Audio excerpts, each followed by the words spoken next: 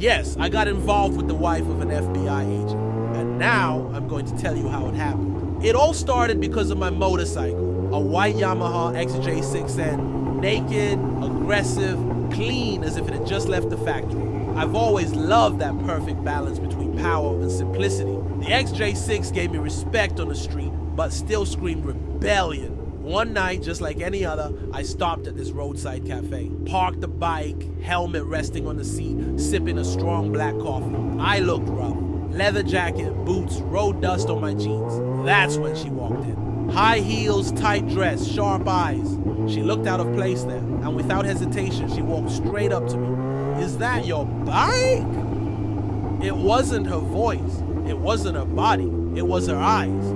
The way she looked at the motorcycle, like it represented freedom in a world where she felt trapped. I told her yes.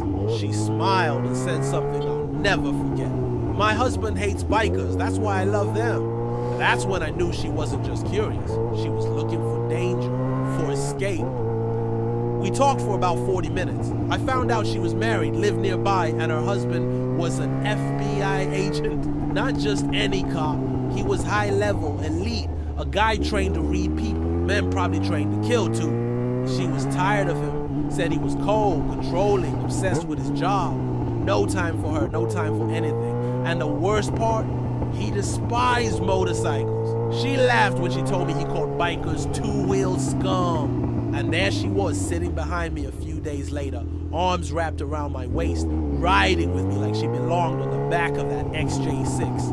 That first ride changed everything. She screamed with joy, hair flying in the wind, dress rising a little too much. She didn't care. I parked the bike, and before I could take my helmet off, she kissed me. Right there, in the parking lot of a cheap motel. That was just the beginning. A few days later, she sent me an address and a message. "Come after 10 p.m., he's gone for a mission. Won't be back until the day after tomorrow." It was a beautiful house. Big, clean, rich neighborhood. American flag on a porch, surveillance cameras, everything spotless. Inside, it felt like a prison. She greeted me in a silk robe, wet hair, barefoot, and led me to the master bedroom, their bedroom. I hesitated. She didn't. I want to feel happy right here, in a place where he never made me feel anything. From then on, we had a routine, a dangerous, stupid, thrilling routine. Twice a week for almost 4 months, I'd go to that house whenever he was away on missions. We made love in his bed, showered in his bathroom, and yeah, I used his towel, his deodorant, his cologne. Once it was cold, she gave me one of his hoodies, FBI letter stitched across the chest.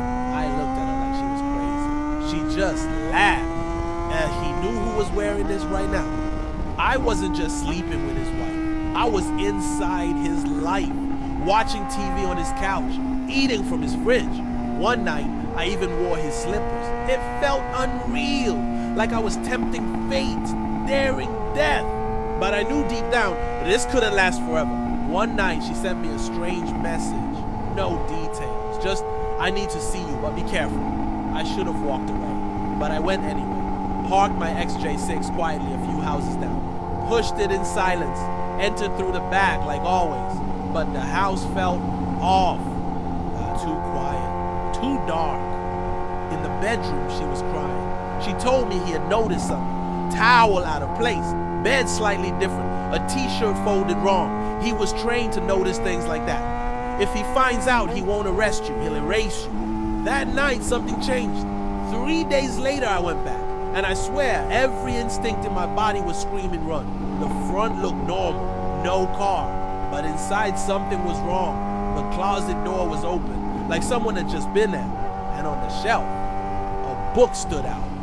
Deception and Lies, Psychological Interrogation Techniques. That was it. I was done. I slipped out through the back and walked. Didn't run, didn't look back. A block away, I saw a black car parked under a streetlight, engine on, man inside staring at his phone. Might have been nothing. Might have been everything. I never went back. Didn't say goodbye. Didn't explain. Just disappeared.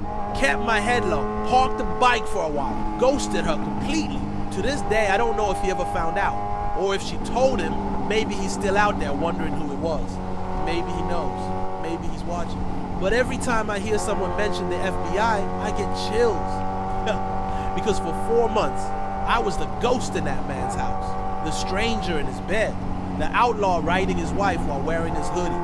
And you know what's crazy? I still ride that same XJ6 engine. And every time I fire up the engine, I remember the first thing she said to me. My husband hates bikers, that's why I love them. And that was just the beginning. There's a lot more I could tell, but what about you? Do you really want to know what happened next? Want the details I haven't told anyone? If you want part 2, drop a comment below saying, I want part 2. If enough people ask, I'll come back and tell you everything.